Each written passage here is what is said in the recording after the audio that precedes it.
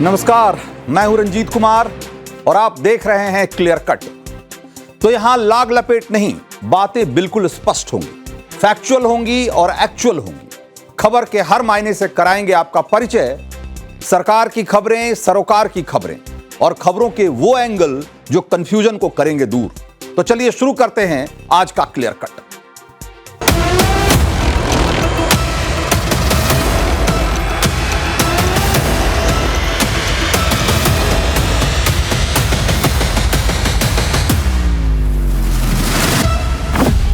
आज की रात सबसे बड़ी मुलाकात, ट्रम्प पुतिन इन अलास्का। आगे क्या होगा? यूरोप में टेंशन हाई, खत्म होगी रूस यूक्रेन की लड़ाई।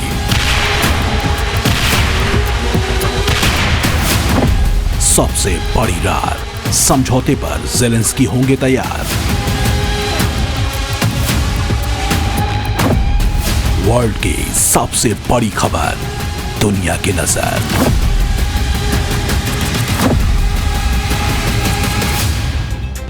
तो क्या यूक्रेन और रूस के बीच लड़ाई खत्म होने में सिर्फ कुछ घंटे बाकी रह गए हैं? क्या ट्रंप और पुतिन मिलकर शांति की राह तलाश लेंगे या फिर यूक्रेन के साथ मिलकर यूरोप ट्रंप की कोशिशों को नाकाम कर देगा, इस जंग की आग को और भड़का देगा? क्या शांति समझौते की राह निकालते ही अमेरिका भारत पर लगाए गए एक्स्ट्रा टैरिफ को खत्म कर देगा या फिर बातचीत अटक जाने की सूरत में भारत पर और टैरिफ थोपने का ऐलान कर देगा, जैसा कि अमेरिका के ट्रेजरी सेक्रेटरी दावा कर रहे हैं? इस वक्त इन्हीं सारे सवालों को लेकर हर तरफ चर्चा हो रही है, क्योंकि अब से कुछ घंटों बाद अमेरिका के अलास्का राज्य के एंकरेज शहर में अमेरिकी राष्ट्रपति डोनाल्ड ट्रंप और रूसी राष्ट्रपति व्लादिमीर पुतिन की मुलाकात होने वाली है। यह मुलाकात अलास्का के टाइम के हिसाब से सुबह 11:30 पे शुरू होगी, लेकिन जब अलास्का में पुतिन और ट्रंप मिलेंगे तो हमारे देश की घड़ी में रात के 1 से 2 बजे के बीच का वक्त होगा। यानी कल सुबह जब आप जागेंगे, सोकर उठेंगे, तो हो सकता है कि दुनिया एक नया मोड़ ले चुकी हो। दुनिया के 2 पावरफुल देश मिलकर कोई बड़ा फैसला ले चुके होंगे। तो यह वो खबर है जिस पर पूरी दुनिया की नजर है आज, और कहा जा रहा है कि इस वक्त दुनिया के बड़े बड़े रणनीतिकारों ने अपनी घड़ी अलास्का के टाइम के हिसाब से सेट कर रखी, क्योंकि अलास्का की बैठक के बाद ही यह पता चलेगा कि दुनिया का अच्छा टाइम शुरू होने वाला है या फिर और बुरा होने वाला है। तो फिलहाल तो अलास्का से जैसी तस्वीरें सामने आ रही है, उससे ये तो साफ दिख रहा है कि पुतिन न तो झुकने वाले हैं और न रुकने वाले हैं। पुतिन का एक बहुत बड़ा ग्रैंड सोवियत वाला ख्वाब है और उस ख्वाब को पूरा करने में पूरी ताकत लगा देना चाहते हैं। और आज पुतिन के विदेश मंत्री सर्गेई लावरोव ने अलास्का पहुंचने के साथ ही पुतिन के उस ग्रैंड ख्वाब का एक ट्रेलर भी दुनिया को दिखाया। जरा गौर से इस तस्वीर को देखिएगा। रूसी विदेश मंत्री सर्गेई लावरोव की स्वेट शर्ट पर कुछ शब्द लिखे हुए थे, CCCP, जो कि रशियन भाषा में सोवियत संघ का शॉर्ट फॉर्म है। वो सोवियत संघ जो 1922 से लेकर 1991 तक वजूद में रहा, वो सोवियत संघ जो अमेरिकी साजिशों और आंतरिक विरोधों के बीच बिखर गया। पुतिन का यूक्रेन अभियान भी उसी सोवियत महत्वाकांक्षा का हिस्सा है। तो एक तरीके से लावरोव अपनी स्वेट शर्ट पर पुतिन का मैसेज छाप कर अलास्का की धरती पर उतरे थे। लावरोव ने इसके जरिए यह भी बताने की कोशिश की कि सोवियत संघ के दौर में जो रूस की ताकत थी, उस पर आज भी उन्हें फक्र है और फिर से रूस को उतना ही पावरफुल बनाने के लिए वो पूरी ताकत से लगे रहेंगे। इसीलिए तो लावरोव से अलास्का में जब रूसी पत्रकार ने एक सवाल पूछा कि क्या आप ऐतिहासिक बैठक से पहले कुछ नर्वस हैं, घबराए हुए हैं, तो लावरोव ने बगैर देरी किए फौरन जवाब दिया कि नर्वस वो क्या होता है, सुनिए जरा। Сергей Викторович, мандраж ощущаете перед переговорами? Мандраж. Сергей Викторович, мандраж ощущаете перед переговорами? Мандраж. तो रूसी विदेश मंत्री का लहजा बता रहा है कि रूसी साइड का कॉन्फिडेंस तो बहुत हाई, लेकिन इस मीटिंग से पहले वायरल हो रहे एक वीडियो को लेकर अमेरिकी और रूसी दोनों ही देशों की एजेंसियों के हाथ पांव थोड़े फूले हुए। दरअसल यूक्रेन की तरफ से सोशल मीडिया पर एक एआई यानी कि आर्टिफिशियल इंटेलिजेंस से तैयार किया गया एक वीडियो खूब वायरल किया जा रहा है। इस वीडियो में दिखाया गया है कि अलास्का में एंट्री लेने के साथ ही रूसी राष्ट्रपति व्लादिमीर पुतिन को यूक्रेनी खुफिया एजेंसी का चीफ किरिल बुदानोव मार गिराता है। यहां किरिल बुदानोव को एक स्नाइपर की भूमिका में दिखाया गया है, जो बर्फीले पहाड़ों पर छिपकर पहुंचता है और एक ही गोली में पुतिन को खत्म कर देता है। आपको मैं थोड़ी देर बाद बताऊंगा कि इस वीडियो के सामने आने के बाद से कैसे अलास्का में पुतिन की सुरक्षा के इंतजाम और भी चाक चौबंद कर दिए गए हैं और पुतिन की सुरक्षा में कैसे कैसे हाई फाई सिक्योरिटी सिस्टम लगाए गए, कैसे आकाश से लेकर जमीन तक 360 डिग्री प्रोटेक्शन का एक खाका तैयार किया गया है। वो सारी डिटेल आपको मैं दूंगा, लेकिन उससे पहले एआई से जनरेटेड ये पूरा वीडियो देखिए और फिर आपको सुरक्षा के इंतजाम के बारे में विस्तार से बताऊं।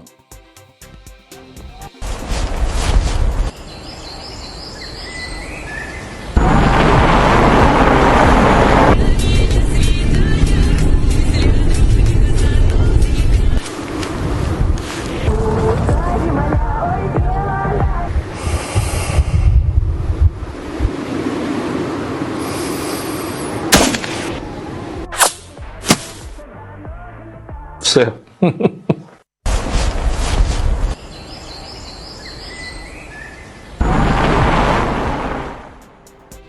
तो ये वीडियो किसी खौफनाक साजिश का हिस्सा हो ना हो, लेकिन रूस की सिक्योरिटी एजेंसियां रिस्क लेने के मूड में बिल्कुल नहीं है और न ही मेजबान अमेरिका की एजेंसी।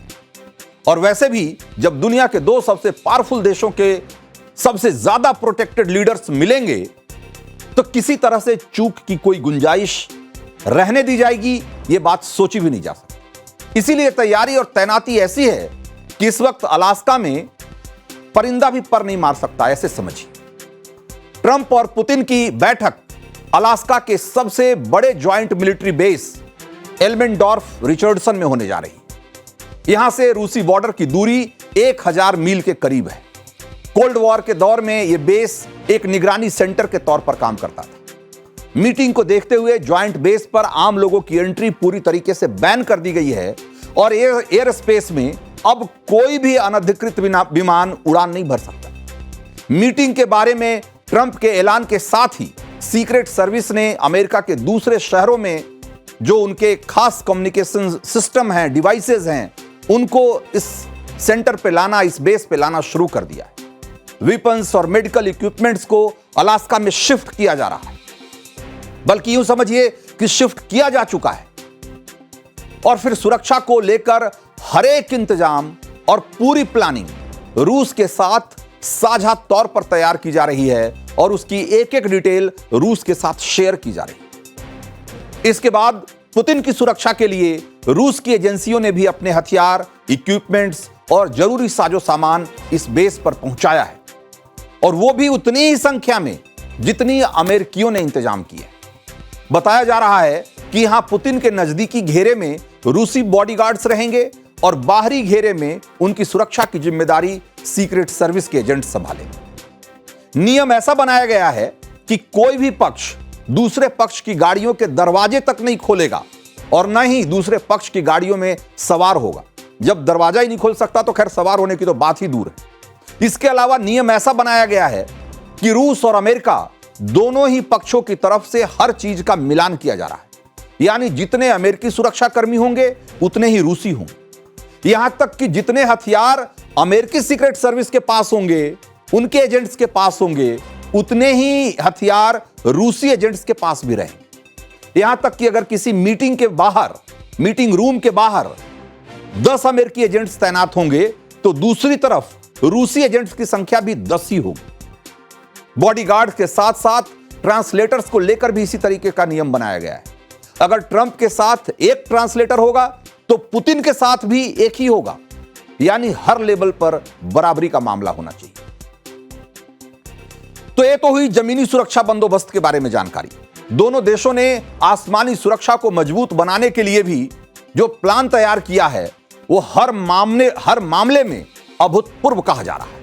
मतलब ऐसी आसमानी सुरक्षा कि इससे पहले ऐसी व्यवस्था कभी देखी नहीं गई, क्योंकि हो सकता है कि पहली बार रूस का 5वीं पीढ़ी का स्टील्थ फाइटर जेट Su-57 और अमेरिका का F-22 रैप्टर, जो कि बहुत ही एडवांस जेट है, एक ही साथ अमेरिकी एयरबेस से उड़ान भरी। क्योंकि जिस ज्वाइंट बेस एल्मेंडोर्फ रिचर्डसन पर ट्रंप और पुतिन की मीटिंग होगी, वो बेस अमेरिकी वायुसेना के F-22 विमानों का सबसे बड़ा अड्डा बताया जा रहा है, रैप्टर का सबसे बड़ा बेस। कहा जा रहा है कि अगर पुतिन इस बेस के लिए उड़ान भरेंगे तो बहुत संभावना है कि उनकी सुरक्षा के लिए उनके साथ रूस का सबसे ताकतवर फाइटर जेट Su-57 भी आए, क्योंकि रूसी राष्ट्रपति का विमान हर वक्त फाइटर जेट्स के सुरक्षा घेरे में होता है। इससे पहले एक ही बार एक ऐसा मौका आया था जब F-22 रैप्टर और Su-57 विमान एक साथ देखे गए थे, जब दोनों देशों ने फरवरी में भारत में एक एयर शो में हिस्सा लिया था। लेकिन अलास्का में ये दोनों फुल एक्शन में होंगे और दोनों विमान एक तरीके से ऑन ड्यूटी होंगे। और अभी अगर अलास्का के आसमान में देखें तो एक ऐसा विमान दिखा है जिसके बाद तो ऐसा लगने लगा है कि इस मीटिंग को महफूज बनाने के लिए अमेरिका ने पूरी ताकत झोंक दी है, सारे घोड़े खोल दिए। दावा किया जा रहा है कि अब से थोड़ी देर पहले अलास्का के आसमान में यूएस के 2 B-2 बॉम्बर उड़ान भरते देखे गए, और दावा यह किया जा रहा है कि ये जो दोनों बॉम्बर हैं उनका नाम डैगर 21 और डैगर 11 है। यानी कि वही दोनों विमान हैं, वही दोनों बॉम्बर हैं, B-2 बॉम्बर हैं, जिन्होंने कुछ हफ्ते पहले ईरान के परमाणु ठिकानों को मिट्टी में मिलाया। अलास्का में ज्वाइंट बेस के पास इन बॉम्बर्स के उड़ान भरने की कुछ तस्वीरें सोशल मीडिया पर खूब वायरल हो रही। हालांकि इसकी पुष्टि नहीं की गई है, क्योंकि ये अमेरिकी बॉम्बर्स आसमान में 50,000 फीट से ज्यादा की ऊंचाई पर उड़ान भरते हैं और वहीं से अपने टारगेट को एक तरीके से ध्वस्त करते हैं। लेकिन सोशल मीडिया पर दोनों नेताओं की मुलाकात से ज्यादा अभी दोनों देशों की रक्षा तैयारियों की चर्चा है। तो ये तो हुई उस मीटिंग से जुड़ी हुई तैयारियों की बात, लेकिन इस मीटिंग को डिरेल करने की कोशिश भी होती हुई दिखाई दे रही।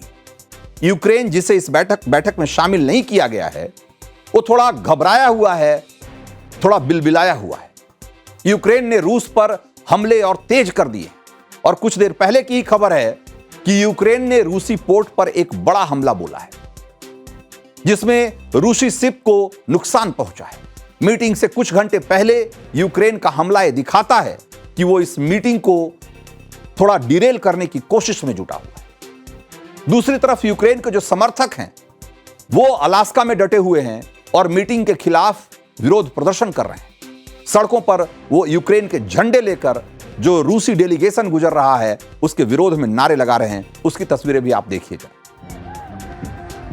लेकिन ये मीटिंग दुनिया के लिए कितनी मायने रखती है वो समझना हो तो अलास्का रवाना होने से पहले अमेरिकी राष्ट्रपति डोनाल्ड ट्रंप का सोशल मीडिया पर जो एक छोटा सा पोस्ट किया है उसको पढ़िए। ट्रंप ने लिखा, सिर्फ 2 शब्द लिखे हैं अपने पोस्ट में, जिसमें लिखा है हाई स्टेक्स। मतलब इस बैठक पर बहुत बड़ा दांव लगा हुआ है, और सच पूछिए तो यह दांव सिर्फ अमेरिका का नहीं है बल्कि पूरी दुनिया का दांव लगा हुआ है। अमेरिका के लिए स्टेक इसलिए हाई है क्योंकि रूस यूक्रेन के बीच लड़ाई नहीं रुकी, तो ट्रंप यूक्रेन के भीतर पुनर्निर्माण का जो एक बड़ा मौका देख रहे हैं और उसके जरिए कमाई का एक बहुत बड़ा अवसर देख रहे हैं, वो मौका उनके हाथ से निकल जाए। अगर युद्ध नहीं रुकेगा तो अमेरिकी कंपनियों को यूक्रेन में काम का या ठेका, बड़ा ठेका नहीं मिल सकता। वहां से जो मिनरल्स, रेयर अर्थ मेटल्स निकालने की जो उनकी योजना है उस पर पानी फिर सकता है। वहां जो यूक्रेन के पुनर्निर्माण में कहा जा रहा है कि कई $100 अरब का जो पूरा धंधा बनेगा, उससे अमेरिका की जो कंपनियां हैं उसको जो फायदा होने वाला है वो फायदा कैसे मिलेगा। और सबसे बढ़कर ये कि जो ट्रंप का अपना ख्वाब है इस युद्ध विराम के जरिए दुनिया में सबसे बड़े शांति दूत के तौर पर अपने को पेश करने की और इसके जरिए शांति का नोबेल पुरस्कार जीतने की, वो ख्वाब भी अधूरा रह जाए। ऐसे में मीटिंग से युद्ध विराम जैसा कोई फैसला अगर नहीं होता है तो ट्रंप के बहुत सारे अरमान अधूरे रह जाएंगे। रसिया और यूक्रेन के लिए तो स्टेक हाई हैं ही। दोनों देश पिछले 3.5 साल से एक दूसरे के खिलाफ लड़ रहे हैं। यूक्रेन के लिए सबसे बड़ी चुनौती यह है कि उसे डर सता रहा है कि कहीं ऐसा ना हो कि इस मीटिंग के दौरान ट्रंप यूक्रेन का एक बड़ा हिस्सा, डोनबास जो कि उसका एक राज्य है, उसका एक बड़ा हिस्सा रसिया को देने के लिए कमिट कर दे। अगर ऐसा हुआ तो यह बहुत बड़ी हार होगी एक तरीके से यूक्रेन की और यूरोप की। लेकिन भारत के लिए अगर भारत के नजरिए से देखें तो बैठक इसलिए बहुत हाई स्टेक वाला है क्योंकि भारत रूसी तेल का बहुत बड़ा खरीदार है और दूसरी तरफ अमेरिका ने यह धमकी दे रखी है कि अगर यह बातचीत फेल हो जाती है तो भारत पर टैरिफ और बढ़ा देंगे।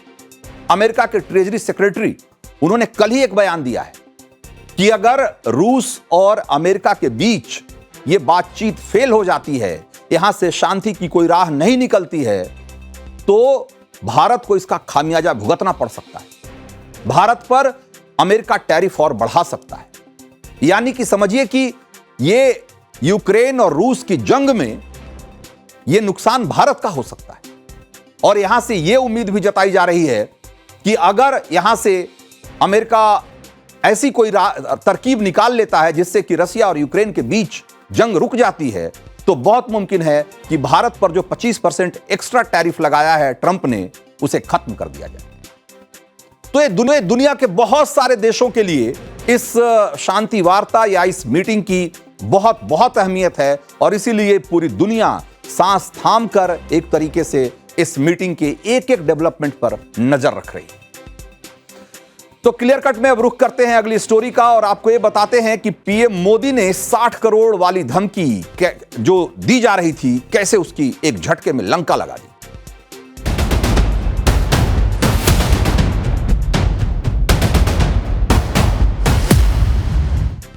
तो Tata institute of social sciences, जो कि भारत में जनसंख्या और सामाजिक बदलाव पर या सामाजिक मुद्दों पर नजर रखने वाली, उससे जुड़े रिसर्च करने वाली एक बहुत अग्रणी संस्था है, प्रतिष्ठित संस्था है, उसकी एक ताजा रिपोर्ट आई है, डेमोग्राफी इज डेस्टिनी। इस रिपोर्ट में बेहद चौंकाने वाली भविष्यवाणी, चौंकाने वाला खुलासा है।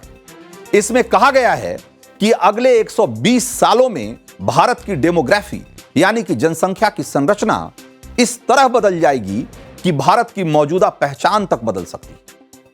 इस चौंकाने वाली रिपोर्ट पर क्लियर कट बात करना बहुत जरूरी है क्योंकि आज 15 अगस्त के मौके पर पीएम मोदी ने देश के सामने जो सबसे बड़ा वादा किया है वो भी इस रिपोर्ट की आशंकाओं से सीधे कनेक्ट होता है। पीएम मोदी ने जो कहा, पहले उसे सुनिए और फिर आपको मैं बताऊंगा कि भारत की राष्ट्रीय सुरक्षा और एकता अखंडता में घुन लगाने वाली वो कौन सी साजिश है, कौन सी ताकत है जिसे अब हम बेहद हल्के में लेने का जोखिम मोल नहीं ले सकते और उसके लिए उसको लेकर अगर अब अभी हम अलर्ट नहीं हुए तो फिर हमारी पीढ़ियां, आने वाली पीढ़ियां हमें माफ नहीं करेंगी। सुनिए जरा। मैं आज देश के सामने एक चिंता, एक चुनौती के संबंध में आगाह करना चाहता हूं। षड्यंत्र के तहत, सोची समझी साजिश के तहत देश की डेमोग्राफी को बदला जा रहा है। एक नए संकट के बीज बोए जा रहे हैं और ये घुसपैठिए मेरे देश के नौजवानों की रोजी रोटी छीन रहे हैं। एक घुसपैठिए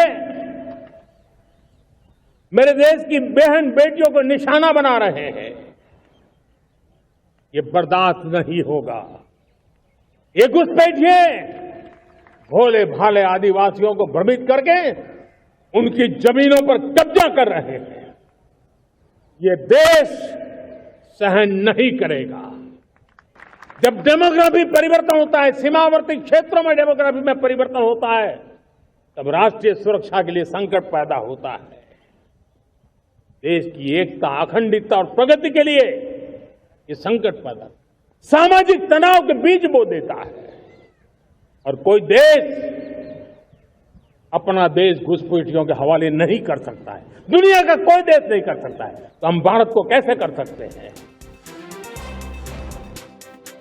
तो एक कड़वी हकीकत है कि अवैध घुसपैठिए घुन की तरह भारत में फैल चुके हैं। अवैध बांग्लादेशी हों या रोहिंग्या, वो हमारे शहरों में मौजूद हैं बड़ी संख्या में, हमारे सिस्टम में सेंध लगा रहे हैं। सरकारी अनाज तक उनकी पहुंच है, सरकारी सुविधाओं का फायदा वो खूब उठा रहे हैं। वोट बैंक की राजनीति कैसे उनकी ढाल बनती है, ये दिल्ली से लेकर बंगाल तक और जम्मू कश्मीर से लेकर उत्तराखंड, झारखंड, हमने कई राज्यों में उसकी तस्वीर साफ साफ देखी। अतिक्रमण से लेकर छोटे बड़े अपराध का वो किस तरीके से हिस्सा बन चुके हैं। नकली नोटों की तस्करी का मामला हो, ड्रग पेडलिंग का मामला हो, राह चलते छेड़खानी से लेकर डकैती और हत्याकांड तक में उनका नाम सामने आता रहता है। यह समस्या गंभीर रूप ले चुकी है क्योंकि इसकी जड़ें इस देश में बहुत पुरानी हैं। साल 2000 में भारत सरकार के गृह सचिव माधव गोडबोले ने संसद में एक रिपोर्ट पेश की थी जिसमें कहा गया था कि 1.5 करोड़ बांग्लादेशी अवैध रूप से भारत में रह रहे हैं और हर साल 3 लाख से ज्यादा बांग्लादेशी अवैध रूप से भारत में घुसपैठ कर जाते हैं। 2016 में गृह मंत्रालय ने संसद में एक अनुमान लगाया था कि पूरे भारत में 2 करोड़ अवैध बांग्लादेशी रह रहे हैं और उसका एक बड़ा हिस्सा दिल्ली एनसीआर में रहता है। सीलमपुर, जामिया नगर, जाकिर नगर, सुल्तानपुरी, मुस्तफाबाद, जफराबाद, द्वारका, गोविंदपुरी, ऐसे तमाम जो ज्यादा आबादी वाले और आबादी के घनत्व वाले इलाके हैं, जहां भीड़ भाड़ वाले इलाके हैं, उनकी संख्या बहुत बड़ी है। ऐसे इलाकों घुसपैठियों को लेकर मौजूदा सरकारी अनुमान कहता है कि देश के 17 राज्यों में अवैध बांग्लादेशी घुसपैठिए और 12 राज्यों में रोहिंग्याओं की मौजूदगी है।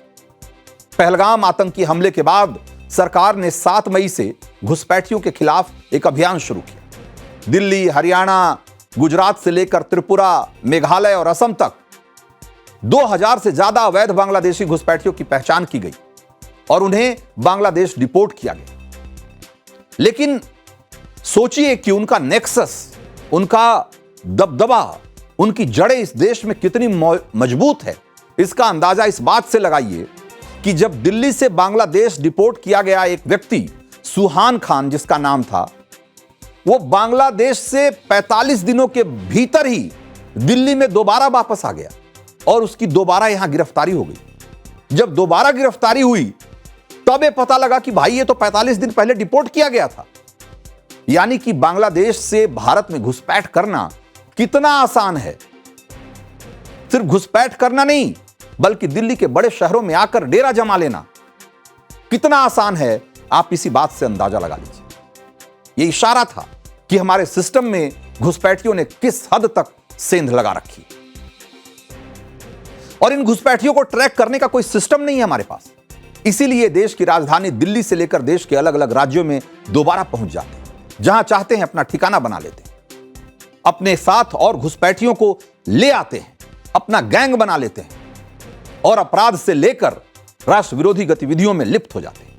अपनी पहचान छिपाने के लिए घुसपैठिए फर्जी दस्तावेज बनाने से लेकर स्थानीय लड़कियों से शादी तक कर रहे हैं, उनकी जमीनें हड़प रहे हैं, नई पहचान से जमीनें खरीद रहे हैं और ऐसे कई मामले झारखंड और छत्तीसगढ़ में सामने आ चुके हैं। टाइम्स नाउ भारत ने आपको कई बार इस तरह की रिपोर्ट्स दिखाई है कि झारखंड में किस तरीके से बड़ी संख्या में अवैध बांग्लादेशियों ने अपनी जड़ें जमा ली है और झारखंड के कई जिलों में सैकड़ों की संख्या में जमाई टोले उगाए हैं। ये जमाई टोला क्या है? एक नया शब्द आ गया है, जमाई टोला। ये जमाई टोला असल में बांग्लादेशी घुसपैठियों की कॉलोनी है जिसको उन्होंने स्थानीय महिलाओं के साथ, आदिवासी महिलाओं के साथ शादी करने के बाद वहां अपना घर द्वार बनाकर उन्होंने अपना एक मोहल्ला स्थापित कर लिया। और जमाई, दूसरे शब्दों में इसको ऐसे भी समझिए कि भाई हिंदू परंपरा में या इस देश की परंपरा में जमाई का बहुत बड़ा स्थान होता है, उसकी एक मान मर्यादा होती है और उसे सारी सुविधाएं, जब वो अपने ससुराल आता है तो सारी सुविधाएं उसको ऐसे दी जाती है उसका मान रखने के लिए। तो ये जमाई टोला अपने आप में एक तरह से यह भी प्रतीक है कि जब बांग्लादेशी घुसपैठिए इस देश में आ रहे हैं तो यहां का सिस्टम, यहां की सरकारी मशीनरी कैसे उसका वेलकम कर रही है, कैसे उसके कागज पत्तर, उसके सारे डॉक्यूमेंट तैयार किए जा रहे हैं और वो यहां अपनी जड़ें जमा सकें, इसको कैसे फैसिलिटेट किया जा रहा है वोट बैंक की राजनीति के तहत, यह भी बताता है कि ये जमाई टोले अचानक से झारखंड और छत्तीसगढ़ के इलाकों में क्यों इतनी बड़ी संख्या में आ गए। और इन सब के पीछे जो एक बहुत बड़ा खतरा है, जो सिर उठा रहा है, जिसे हम बहुत लंबे समय से नजरअंदाज करते रहे हैं, वो है डेमोग्राफी चेंज का, यानी कि जनसंख्या की संरचना, उसका स्वरूप बदलने का, और जिसका असल मकसद भारत की पुरानी पहचान बदलने का है। पीएम मोदी ने आज उसी खतरे की तरफ इशारा किया और कहा कि घुसपैठियों पर लगाम कसने के लिए उनकी सरकार एक बड़ा मिशन शुरू करने जा रही है, हाई पावर्ड डेमोग्राफी मिशन, जो भारत की एकता और अखंडता को चोट पहुंचाने वाली साजिशों पर चोट करेगी। सुनिए। मैं आज लाल किले की प्राचीर से कहना चाहता हूं, हमने एक हाई पावर्ड डेमोग्राफी मिशन शुरू करने का निर्णय किया है। ये मिशन, इस मिशन के द्वारा ये जो भीषण संकट नजर आ रहा है, भारत में मंडरा रहा है जो संकट है, उसको निपटाने के लिए तय समय में सुविचारित सुनिश्चित रूप से अपने कार्य को करेगा। उस दिशा में हम आगे बढ़ रहे हैं। तो प्रधानमंत्री मोदी के इस बयान पर विपक्ष कैसे बिलबिलाया हुआ है और कैसे उनको घेरने की कोशिश की जा रही है, और जैसी कि उम्मीद की जा रही थी ठीक वैसा ही हो रहा है। एक बार वो भी आपको सुनना चाहिए। घुसपैठिए हैं, अगर हैं, आ रहे हैं तो कौन उनको आने दे रहा है? आज सुरक्षा किसके हाथ में है? आज किसका अधिकार और दायित्व बनता है कि घुसपैठियों को रोके, और अगर नहीं रोक पा रहे हैं तो क्यों नहीं रोक पा रहे हैं, इस बात को स्पष्ट। तो एक बार की आपको ऐसा लगेगा कि बात तो सही कह रहे हैं कि भाई ये आज ऐसा कौन करने दे रहा है, लेकिन क्या ये सिर्फ आज की समस्या है? ये क्या पिछले 2, 4, 10 साल की समस्या है? असल में आजादी के बाद से इस देश में घुसपैठियों को लेकर जिस तरह की राजनीति रही है, उसने इस देश में घुसपैठियों को एक तरीके से अपनी जड़ें जमाने का मौका दिया है, और इसके पीछे की राजनीति को आपको समझना चाहिए। और इस देश की राजनीति के बारे में मैंने तो कई बार बताया, असल में दुनिया के बहुत सारे देशों में इसी तरह की राजनीति चलती रही है, और इसी तरह की राजनीति ने उनका भी बेड़ा गर्क किया हुआ है। अमेरिका दुनिया का सबसे ताकतवर देश है, घुसपैठियों की समस्या आज वहां बहुत बड़ी समस्या बनी हुई। इस साल 10 जून को अमेरिका के दूसरे सबसे बड़े शहर लॉस एंजलिस में एक बड़ा दंगा हुआ था। उसकी तस्वीरें जरा देखिए। ऐसा लग रहा था कि अमेरिका पर किसी दुश्मन देश ने हमला कर दिया। लॉस एंजलिस की सड़कों पर गाड़ियां जल रही थी, अमेरिकी पुलिस पर हमले किए जा रहे थे, उनकी गाड़ियां जलाई जा रही थी, और पूरा सिस्टम बेबस नजर आ रहा था। क्यों? क्योंकि ट्रंप ने ऐलान कर दिया था कि घुसपैठियों को अमेरिका से बाहर खदेड़ दिया। जवाब में घुसपैठिए सड़कों पर उतर आए, और उन्होंने कैसे पूरे सिस्टम को हिंसा के सहारे हाईजैक कर लिया, ये तस्वीरें उसकी गवाही दे रही। ये हालत इसलिए बनी क्योंकि घुसपैठियों को लेकर अमेरिका ने सन 1986 में बड़ी भूल कर दी थी। अमेरिका में तब दूसरे देशों के 30 लाख लोग चोरी छिपे रह रहे थे।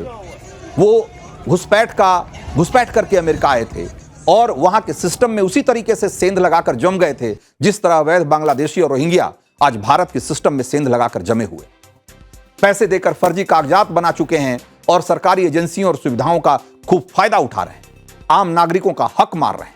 उसी तरीके से तो सन 1989 में अमेरिकी राष्ट्रपति रीगन ने उनसे एक हमदर्दी दिखाई और इमिग्रेशन रिफॉर्म एंड कंट्रोल कानून पास कर दिया, जिसके तहत 30 लाख अवैध लोगों को एक झटके में अमेरिका की नागरिकता मिल गई, उन्हें ग्रीन कार्ड दे दिया गया। इसमें बहुत सारे लोग लैटिन अमेरिकी देशों से आए थे, जहां पर कि संसाधनों की कमी थी, और इस तरीके से वहां की राजनीति में इन लोगों का एक से हो गया, वो एक वोट बैंक की तरह वहां जम गए।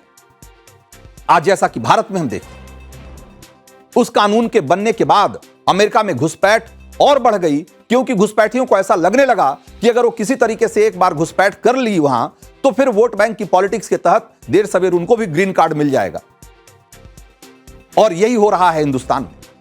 हिंदुस्तान के जो बहुत सारे सीमावर्ती जिले हैं, राज्य हैं, वहां पर किस तरीके से घुसपैठ की समस्या बढ़ती जा रही है, इसका एक उदाहरण ऐसे समझिए कि आज ही असम के मुख्यमंत्री हेमंत बिश्व शर्मा ने एक बहुत चौंकाने वाला बयान दिया है।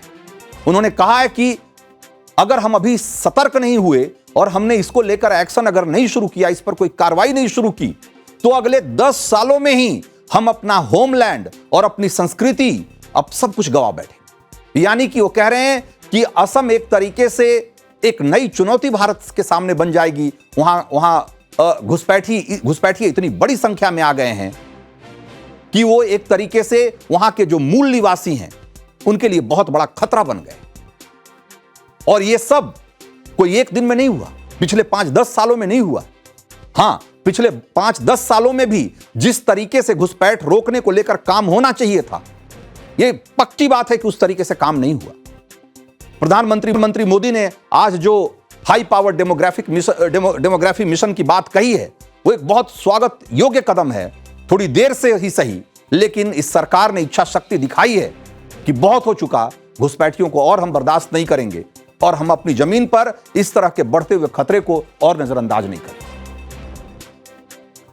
तो क्लियर कट में आज इतना ही था। मुझे दीजिए इजाजत।